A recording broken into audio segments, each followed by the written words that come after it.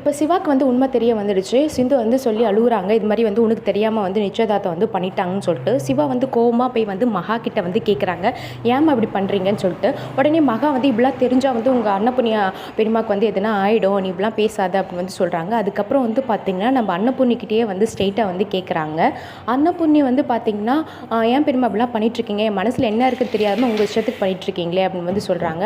இந்த பக்கம் அன்னபூர்ணி வந்து பார்த்திங்கன்னா, நீ சிந்துக்காகலாம் வந்து பாவலாம் பார்க்காத, வந்து சூழ்ச்சி பண்ணி உனக்கு கல்யாணம் பண்ணியிருக்கா அப்படின்னு வந்து சொல்கிறாங்க. சுவாதி நல்ல பொண்ணு அப்படின்னு வந்து சொல்லி அவங்க பேசிகிட்டு இருக்காங்க. இந்த பக்கம் சிவா வந்து என்ன சொல்கிறாங்கன்னா, என் மனசு என்ன பேப்பரா, நீங்கள் இஷ்டத்துக்கு எதனா பண்ணுவீங்கன்னு சொல்லிட்டு பேசிகிட்டு இருக்கும் போதே வந்து பார்த்திங்கன்னா நம்ம அன்னபூர்ணிக்கு ஒரு மாதிரி ஆகிடுது. மயக்கம் போட்டு விழுந்துடுறாங்க. இதுதான் சாக்குன்னு சொல்லிட்டு நம்ம மகா வந்து பார்த்திங்கன்னா சிவாக்கு வந்து கல்யாண ஏற்பாடெலாம் வந்து பண்ணிகிட்ருக்காங்க. இந்த பக்கம் சிந்துவும் ஃபேஸ் பண்ண முடியல. ஸோ கல்யாணம் வரைக்கும் போய் வந்து பார்த்திங்கன்னா இந்த கல்யாணம் வந்து நிற்காது, நடக்காது. ஸோ ஏன்னா வந்து பார்த்திங்கன்னா நம்ம சிந்து வந்து எதனா ஒரு இது பண்ணி கண்டிப்பாக வந்து இந்த கல்யாணத்தை வந்து நிற்க வைப்பாங்க. ஸோ வெயிட் பண்ணி பார்க்கலாம். இது போல் நிறைய அப்டேட் தெரிஞ்சுக்கணும் நம்ம சேனலை மறக்காமல் சப்ஸ்கிரைப் பண்ணிக்கோங்க. நன்றி.